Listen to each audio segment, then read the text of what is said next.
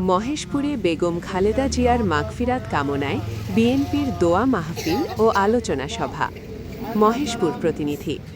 ঝিনাইদহের মহেশপুর পৌরসভা এলাকায় বাংলাদেশ জাতীয়তাবাদী দল বিএনপি এর উদ্যোগে সাবেক প্রধানমন্ত্রী ও বিএনপি চেয়ারপারসন বেগম খালেদা জিয়ার রুহের মাগফিরাত কামনায় শোক সভা, দোয়া ও মিলাদ মাহফিল অনুষ্ঠিত হয়েছে।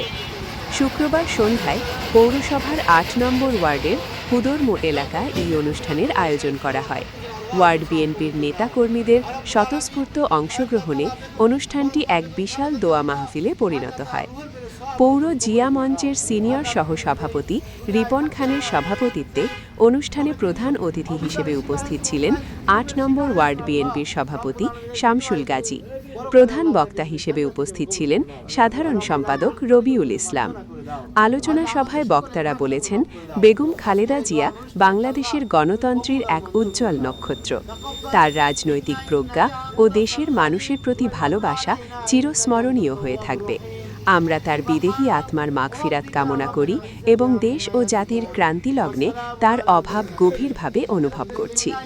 অনুষ্ঠানে বিশেষ অতিথি হিসেবে আরও উপস্থিত ছিলেন নূর আলম তরস্তার হিরো, যুগ্ম আহ্বায়ক উপজেলা স্বেচ্ছাসেবক দল, হামিদুর রহমান বিএনপি নেতা, মান্দারবাড়িয়া ইউনিয়ন ৪ নং ওয়ার্ড।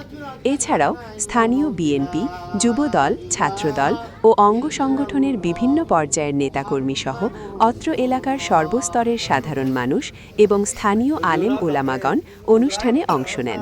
সভার শেষ পর্যায়ে বেগম খালেদা জিয়ার জান্নাতুল ফেরদৌস নসিবের জন্য মহান আল্লাহর দরবারে বিশেষ মোনাজাত পরিচালনা করা হয়।